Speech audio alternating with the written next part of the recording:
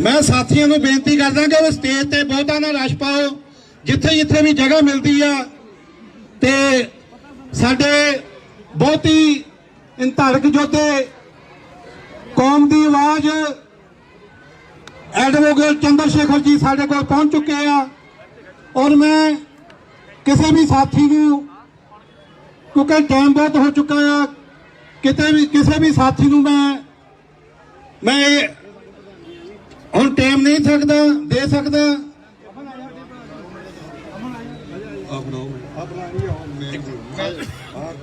Advocate Chandrashekhar ji थानू संबोधन करनगे। श्री गुरु रविदास शक्ति, श्री गुरु रविदास शक्ति। चंद्रशेखर जी संघर्ष करो, चंद्रशेखर जी संघर्ष करो।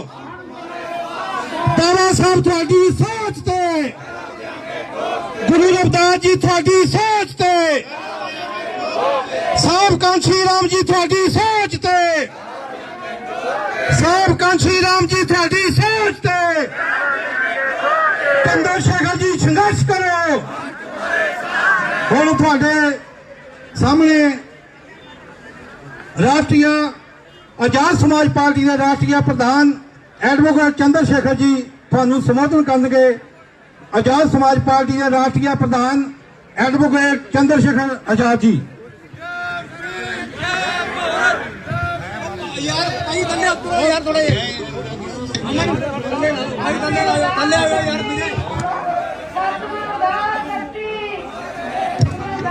मैं सारे साथियों को बेनती करदा कि स्टेज तो थले उतरिए। सिर्फ जिन्हों ने चंद्रशेखर जी इत्थे सद्या प्रबंधक कमेटी ने और जिहड़े इन्हां दे नाल साथी आ दो चार, बाकी सारे स्टेज तो उतर जाण। गुरु रविदास शक्ति। मानयोग एडवोकेट चंद्रशेखर जी आजाद राष्ट्रीय समाज पार्टी के प्रधान।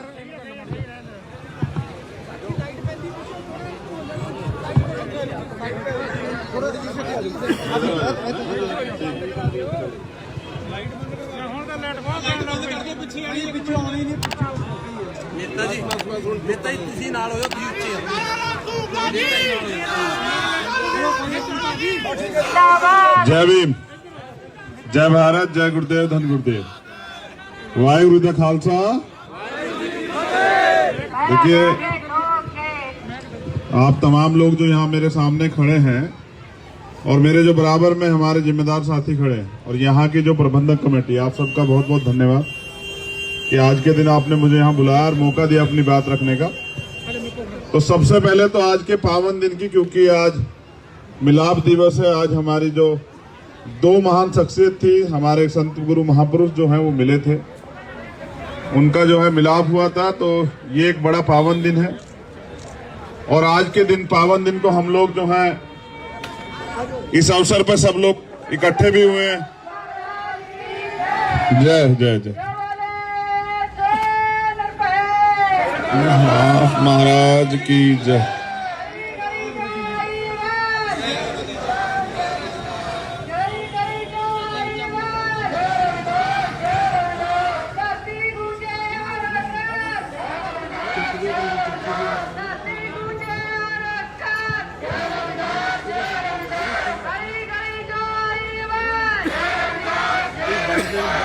बढ़ता कोई भी नहीं और संगत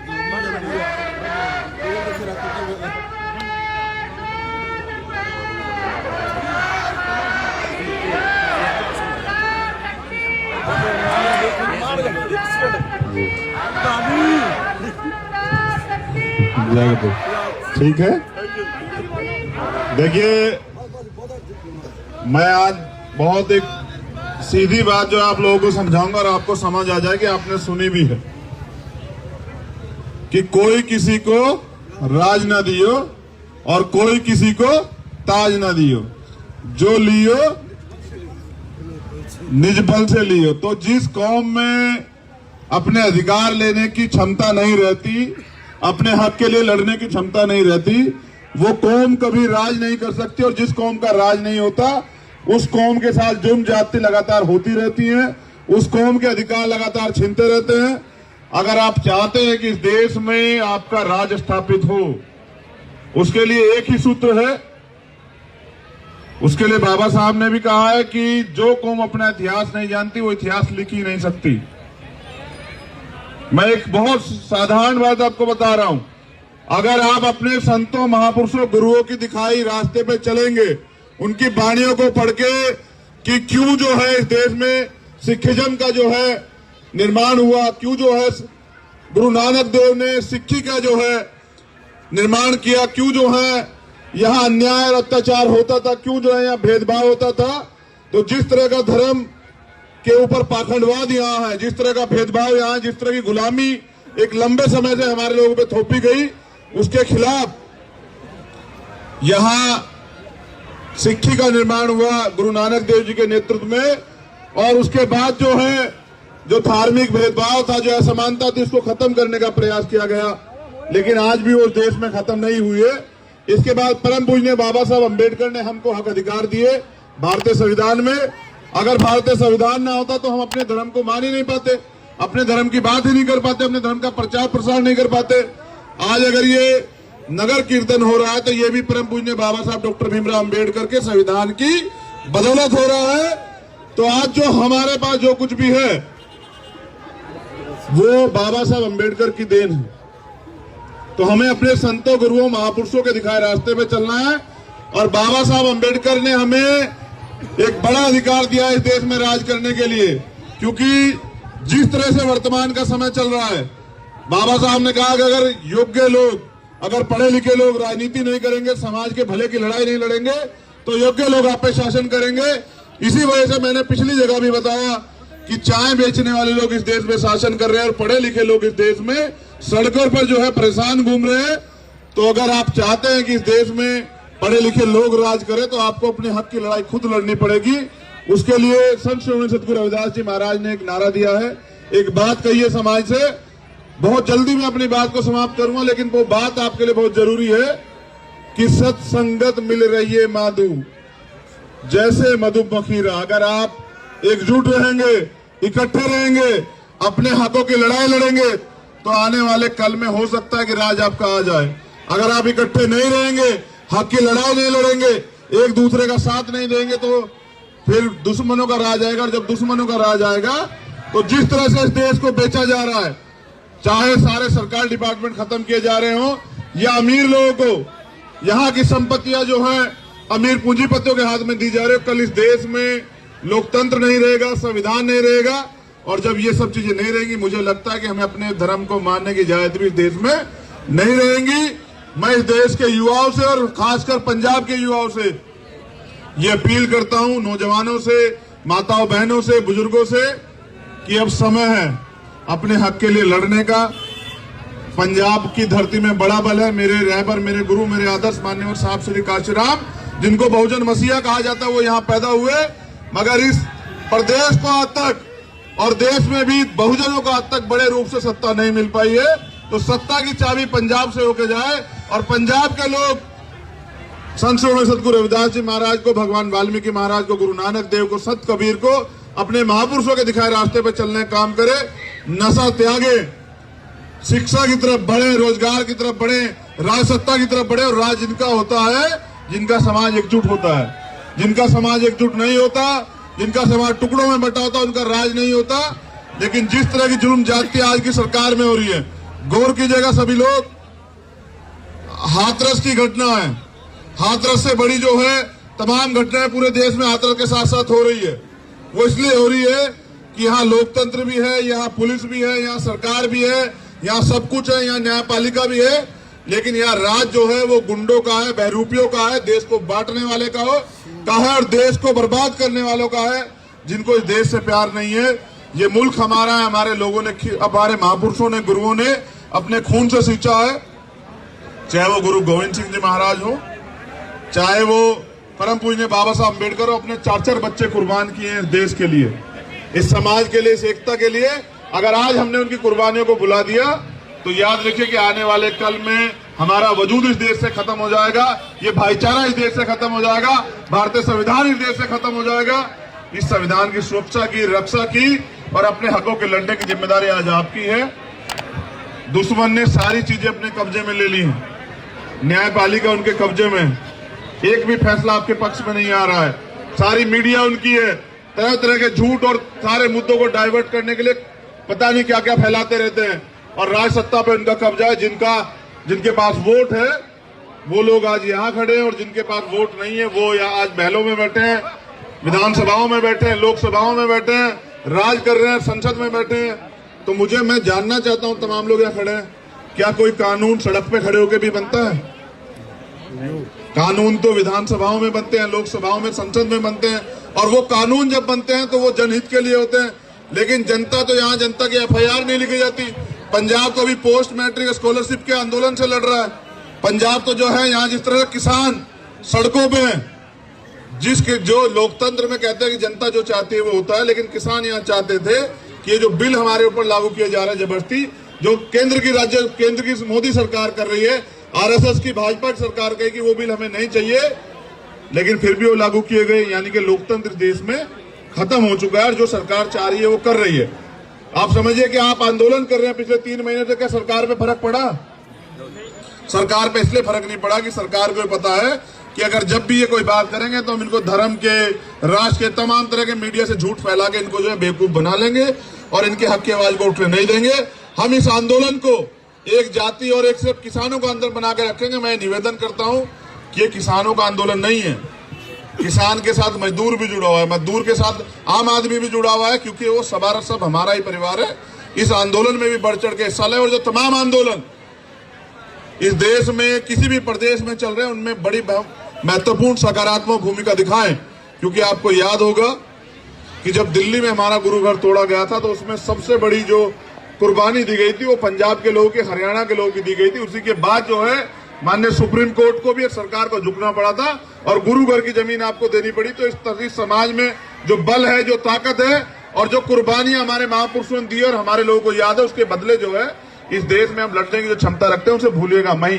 अगर आप उसे भूल जाएंगे तो विश्वास कीजिए कि अब तो वोट का अधिकार जो बाबा साहब अम्बेडकर ने आपको तमाम प्रयासों से दिलाया। याद कीजिए जब बाबा साहब वोट का अधिकार दिला रहे थे, मैं बहुत कायदे की बात बता रहा हूं, तो जो यहाँ तमाम नेता थे जिनको आज राष्ट्रपिता और पता नहीं कितने चाचा और पता नहीं कितने कितने नामों से नवाजा जाता है, उन लोगों ने मना कर दिया था कि यहाँ आम आदमी को वोट का अधिकार नहीं मिलेगा। वोट क्या तो पूंजीपति देंगे जो टैक्स देते हैं, या वोट वो देंगे जिनके पास राजघराने, या फिर वोट वो देंगे जो पढ़े लिखे लोग हैं। संविधान तब लागू हुआ था, आपको पढ़ने का अधिकार भी नहीं था। तो एक ही हमारे महापुरुष थे जिन्होंने लड़ा। समाज नहीं लड़ रहा था, एक महापुरुष लड़ रहे थे जिनको बाबा साहब अम्बेडकर कहते हैं। इस आम आदमी को वोट का अधिकार दिलाया, उस वोट का अधिकार दिलाने की वजह से आज दूसरे लोग आपके बीच आके बैठ जाते हैं और आपसे प्यारी प्यारी बातें करते हैं। वरना मैं जानता हूं कहने की बात नहीं है कि जिनको अछूत कहा जाता था, जिनको मंदिरों में नहीं घुसने दिया जाता, जिनको स्कूलों में नहीं घुसने दिया जाता था, जिनको सार्वजनिक रूप से चलने की आजादी नहीं थी, आज उस समाज को भी लोग सलाम करते हैं, उनको भी जो है नमस्कार करते हैं, उनको भी जो है जय भीम करते हैं। ये बदौलत है बाबा साहब अम्बेडकर की वोट की। इस वोट की कीमत को पहचानो। ये वोट का अधिकार आपको बिकने के लिए नहीं मिला है, गुलामी में रहने के लिए नहीं मिला है। वोट का अधिकार आपको इसलिए मिला है कि आप इस गुलामी से मुक्ति लेकर अपने राज को स्थापित करें। और याद रखिए, जब तक इस देश में आपका राज नहीं आएगा, आपका भला नहीं होगा। तमाम जो परेशानी आपके जीवन में, चाहे रोजगार की हो, शिक्षा की हो, अच्छे स्वास्थ्य की हो, तमाम तरह का करप्शन हो, भ्रष्टाचार हो, लूट खसोट, और आज जो इन सरकारों में हत्याएं हो रही हैं, जो आपके लोगों को चुन चुन के मारा जा रहा है, तभी खत्म होगी जब आपकी राज सत्ता आ जाएगी। क्योंकि जिनका राज होता है ना, उन्हीं का धर्म जिंदा रहता है। इस देश में तथागत बुद्ध के आंदोलन में, तथागत बुद्ध के नेतृत्व में हमारा आंदोलन हुआ और हमारा धर्म पूरी दुनिया में गया, जिसको बौद्ध धर्म कहते हैं। लेकिन जब हमारा राज गया तो हमारा धर्म भी चला गया। यहाँ तमाम तरह के जिन लोगों के राज आए उनका धर्म भी आया है। अपने धर्म को अगर जिंदा रखना चाहते तो अपने राज को भी देख लो, वरना जब आपका राज यहाँ से चला जाएगा, आपके वोट का अधिकार चला जाएगा, तो धर्म भी चला जाएगा। उन लोगों ने संविधान को खत्म करने की तैयारी कर ली है और मुझे लगता है कि धीरे धीरे जिस तरह से वो सरकारी डिपार्टमेंट खत्म कर रहे हैं, हमारे पढ़े लिखे नौजवान रोजगार तो नहीं कर पाएंगे। उनकी शिक्षा का अधिकार जो उनको बाबा साहब ने दिया, और बाबा साहब ने कहा कि शिक्षा शेरनी का वो दूध है जो पिएगा वो दहाड़ेगा। अगर आप पढ़ ही नहीं पाओगे तो अपने जीवन में भला क्या कर पाओगे। यहाँ जानवर और इंसान में यही फर्क है भाई। जातियां तो यहाँ दो हैं, एक महिला और एक पुरुष, और कोई जाति नहीं है। जातिगत जो ये बनाया गया, ये उनके द्वारा बनाया गया जिनको जाति का लाभ है। हमें जाति से कोई लाभ नहीं, हमारी एक ही जाति है, हम इंसान हैं और हमें अपनी इस इंसानियत की जाति को जिंदा रखना है और अपने भाईचारे को कायम करना है। लेकिन मैं कह रहा था आपसे कि जानवर में और इंसान में ये फर्क है कि वो बोल नहीं पाता, अपने दुख को बता नहीं पाता, लेकिन आप पढ़े लिखे लोग हो, अपने दुख को जानते भी हो, बताते भी और उसको खत्म भी कर सकते हो। अगर आपने इसमें देर की तो वो दिन दूर नहीं कि यहाँ गुलामी दोबारा थोप दी जाएगी, और गुलामी यहाँ पहले भी रही है। अब इस गुलामी को काट देना चाहिए, क्योंकि अगर इस बाबा साहब क्या कहते हैं 21वीं सदी हमारी, अगर अब की बार हम नहीं काट पाए तो मुझे लगता है कि फिर हम हजारों साल को गुलाम होंगे और हमारा जानवर जीवन जो है जानवरों के जीवन जैसा हो जाएगा। अगर आप चाहते हैं कि जीवन से हमें मुक्ति मिले तो मैं आज की कमेटी का, प्रबंधक कमेटी का बहुत बहुत धन्यवाद, आभार करता हूं कि मुझे मौका दिया। और मैं विश्वास भी दिलाता हूं कि जब भी एक यहाँ गुरु रविदास चौक बनना है, कौन सी जगह है वो, तो मैं यहाँ खड़े होकर, देखिए यहाँ के एमपी एमएलए ने आपसे क्या वादा किया मुझे तो नहीं पता है, लेकिन मैं आपसे वादा कर रहा हूँ, यहाँ के हमारे पंजाब के आजाद समाज पार्टी के प्रधान भी यहाँ, हमारे भीम आर्मी के प्रधान भी यहाँ है, कि ये चौक जो है जिसके लिए 5 साल पहले जो है तय हो गया था कि ये चौक बनेगा, संत श्रीमंत सदगुरु रविदास जी महाराज का चौक बनेगा, ये बनवाने के लिए आप आंदोलन शुरू कीजिए। और सरकार चाहे किसी की हो, सरकार को ये बता दो कि यहाँ राज जो है वो हमारा रहेगा और हमारा ही रहेगा। अगर उनको ये भ्रम हो गया कि उनकी सरकार है वो राज नहीं आने देंगे, तो राज हमने वहां दिल्ली में जाके बताया था, समझ रहे हैं, हमने वहां दिल्ली में जाके भी ये साबित किया था कि हम अपने मान सम्मान के लिए और हक अधिकार की लड़ाई के लिए अपने जीवन के सारी सब कुछ, अपने प्राण भी निछावर कर सकते हैं। 5 साल से जो चीज अटकाई गई है वो हमारे मान सम्मान का मामला। मैं आपको विश्वास दिलाता हूं कि आने वाले बहुत कम समय में ये गुरु रविदास चौक बनेगा, और जब ये चौक बनेगा तो मैं भी इसको नमन करने यहाँ आऊंगा। लेकिन मैं कहना चाहता हूं आपसे कि बाबा साहब ने कहा था, मेरे नौजवान साथी यहाँ खड़े, हमारे यहाँ प्रधान भी नौजवान है यहाँ के प्रबंधक कमेटी के, कि मुझे मूर्तियों में मत खोजो, मैं किताबों में हूं। अगर आप अपने महापुरुषों के वाणियों को पढ़ेंगे तो आपको सारी सच्चाई पता लग जाएगी कि उन्होंने हमें कहा कि इस देश में राज सत्ता स्थापित करनी है। ये मैं नहीं कह रहा हूं, ये बेगमपुरा राज की बात किसने की, मैंने की क्या, किसने की? तो हम उनका चौक तो बनाते हैं, बनाना चाहते हैं, क्या हम उनका सपना नहीं पूरा करना चाहते बेगमपुरा राज का? जब बेगमपुरा राज आएगा तो कैसा है बेगमपुरा राज, किसी को परेशानी होगी क्या? आज तो सरकार भी है, आज तो न्यायपालिका भी है, आज तो पुलिस भी है, तब भी है, लेकिन तब भी जो है छोटी छोटी बच्चों के रेप होते, हत्या होती है, तब भी जो है एफआईआर नहीं दर्ज होती, न्याय नहीं मिलता। तो न्याय तब मिलेगा जब बेगमपुरा राज आएगा, और बेगमपुरा राज तब आएगा जब बाबा साहब और संत श्रीमंत सदगुरु रविदास जी महाराज, गुरु नानक देव, संत कबीर, भगवान वाल्मीकि महाराज के बच्चे अपने न्याय की लड़ाई को और अपने राज की लड़ाई को सड़कों पे आके लड़ेंगे और समाज को तैयार करेंगे। जो समाज बिकता है उस समाज का कभी राज नहीं आता भाई। बिकने वाले समाज को क्या कहते हैं? कौन बिकता है देश में? दुनिया में भी अगर कोई बिकता तो उसको गुलाम कहते हैं। वो कभी वो समाज जो है कभी शासक समाज नहीं होता। तो इसलिए मैं आपसे कह रहा हूं कि अपने महापुरुषों के वादों को, अपने महापुरुषों के विचारों को तो याद रखिए।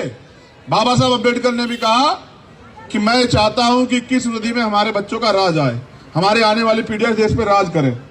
और मान्यवर काशीराम साहब ने भी कहा कि बाबा साहब के बच्चों के बिना इस देश का राज नहीं चलने दूंगा, इस देश की सरकारें नहीं चलने दूंगा। आज बताइए आप लोगों का राज कहाँ है? पूरी ईमानदार से बताइए, मुझे और सबको छोड़ दीजिए। क्या आप संत श्रीमंत सदगुरु रविदास जी के उस नारे को, सिद्धांत को आगे बढ़ा पाए? क्या बाबा साहब की कुर्बानियों को भूल के 4-4 बच्चे उन्होंने कुर्बान किए थे, उनकी घरवाली भी जो है इस लड़ाई में कुर्बान हो गई, क्या आप अपने बाबा साहब के द्वारा दिए गए उस नारे को आगे बढ़ा पाए? क्या आप छोड़िए उस सब लोगों, क्या मेरे रहबर, मेरे आदर्श, मेरे गुरु मान्यवर साहब काशीराम, जिन्होंने अपना पूरा जीवन, आप समझ रहे हैं, परिवार को छोड़ा, उन्होंने घर नहीं लौटे, उनके फादर की डेथ हुई, उनकी बहन की शादी हुई, वो घर नहीं लौटे, उन्होंने अपना जीवन, मैं जाता हूं ना भारत के कोने में, मैं पूरी ईमानदार से बता रहा हूं, आपका ना बिकने वाला है खून, आपका भाई बता रहा है कि कोई प्रदेश ऐसा नहीं है जिस प्रदेश में मान्यवर काशीराम साहब पैदल ना घूमे हो। किसके लिए? अपने लिए कुछ लेके गए क्या? और अगर हम उनका भी सपना पूरा नहीं कर पा रहे हैं तो हमसे ज्यादा नालायक कौन होगी भाई? अरे जिन्होंने हमारे लिए सब कुछ लुटा दिया और हम उनके वादे पे खड़े नहीं उतर पा रहे हैं, हम आज भी अपने स्वार्थ में इधर उधर घूम रहे हैं, तो उस समाज का इतिहास, जिस समाज का सत्ता खत्म हो गया, उसका इतिहास खत्म होगा नहीं होगा? किसकी इंतजार कर रहे हैं? आपको लगता है बाबा साहब वापस आएंगे? गुरु गोविंद सिंह जी महाराज को अगर आप मानते हो, उन्होंने कहा कि राज उसका होता है जिसकी तलवार में दम होता है। तो यानी कि आपकी तलवार तो वो हो चुकी है, उसकी धार तो खत्म हो चुकी, समझ रहे हैं? कोई भी लड़ाई जो है, कोई भी आजादी, इस देश में अब तीसरी आजादी की लड़ाई चल रही है, और वो आजादी की लड़ाई तब पूरी होगी जब इस कौम में कुर्बानी का जज्बा दोबारा जाग जाएगा। बिना कुर्बानी के कुछ नहीं होता, समझ रहे हैं? बिना कुर्बानी के कुछ नहीं होता। जिस कौम में कुर्बानी देने का जज्बा खत्म हो गया ना, वो कौम कभी राज तो छोड़िए, वो गुलामी रहेगी, और गुलामी रहेगी, उसका आने वाली कल भी गुलामी रहेगा। लेकिन जिस कौम में कुर्बानी देने का जज्बा है, उस कौम का राज आएगा। और मैं मानता हूं कि संत शिरोमणि सतगुरु रविदास जी महाराज, गुरु नानक देव, संत कबीर, भगवान वाल्मीकि महाराज के बच्चों में, बाबा साहब के बच्चों में कुर्बानी देने का जज्बा पहले भी था और आज भी है, और राज भी हमारा आएगा। इसे दुनिया में कोई नहीं रोक सकता है।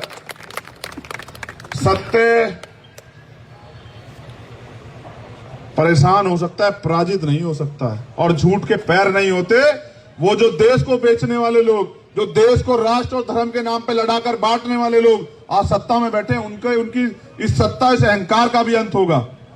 लेकिन तभी होगा जब ये अकेला मैं नहीं कर सकता हूं, ये हमारी प्रबंधक कमेटी या हमारे लोग, ये वो लोग नहीं कर सकते हैं। हर घर से जब आवाज आएगी, याद है ना आनंदपुर साहिब, गुरु गोविंद सिंह जब आके उन्होंने कहा कि मुझे शीश चाहिए, मुझे शीश चाहिए, शीश, सर, समझते हैं? तो तब जो है उन्होंने कहा कि कौन देगा शीश मुझे, कौन सर देगा मुझे, जिसमें सर देने की हिम्मत हो, आगे आए। एक व्यक्ति आगे आया, फिर दूसरा व्यक्ति आगे आया, तीसरा व्यक्ति, ऐसे 5 व्यक्ति आगे आए। और जब वो 5 व्यक्तियों को वापस लेके आए तो उनको उन्होंने कहा कि ये कौन है? पंच प्यारे। लेकिन वो लोग क्या थे? वो अपने महापुरुषों के रास्ते पे अपने सर को भी कुर्बान करने वाले लोग थे। तभी तो उनको सम्मान मिला, तभी तो आज हम उनको याद करते हैं। मैं ये बात आपसे इसलिए कह रहा हूं कि इस देश में बहुत लंबे समय से गैर बराबरी, भेदभाव, ये जो चला आ रहा है, जातिवाद, वंशवाद, वर्ण व्यवस्था, जिसमें हमारे अधिकार सारे छीन के रखे गए, उसे काटने के लिए हमारे महापुरुषों ने बड़े बड़े बलिदान दिए हैं। आप लोग उसको भूलो मत। अगर आप उसे भूल जाओगे तो आप याद रखो कि आपका जो वजूद है वो इस देश में खत्म हो जाएगा। और मुझे आप लोगों ने सुना, मुझे इतना समय दिया, मैं आगे प्रबंधक कमेटी का और तमाम जो जिम्मेदार लोग खड़े हैं, हमारे नौजवान साथी, हमारी माता बहन, सबका जो है धन्यवाद करता हूं। और ये विश्वास दिलाता हूं कि ये चौक भी बनेगा और अपने महापुरुषों का सपना पूरा करने के लिए हम अपने जीवन का आखिरी पल भी जो है अपने महापुरुषों दिखाए रास्ते पे चल के वो निछावर कर देंगे, लेकिन आपके सम्मान को कभी झुकने नहीं देंगे। बहुत बहुत धन्यवाद। जय भीम, जय भारत। बस एक नारा मैं दूंगा, उसमें आप अगर जोर लगा के उधर से बल दे दो तो मुझे विश्वास हो जाएगा जितने लोग यहाँ खड़े हैं, मेरी बात सुनने के बाद उनके दिल में ये दर्द उठाया कि भाई हमें अपने महापुरुषों के सपने को अधूरा नहीं छोड़ना है। कि आवाज दो, आवाज दो। तो आप अगर एक हैं तो दुनिया में कोई ताकत आपके सपने को, आपके महापुरुषों के सपने को पीछे नहीं हटा सकती। जय भीम, जय भारत, जय गुरुदेव, धन गुरुदेव, वाहेगुरु दा खालसा, धन्यवाद। For more updates, subscribe to our channel, click the show links and enjoy watching the videos.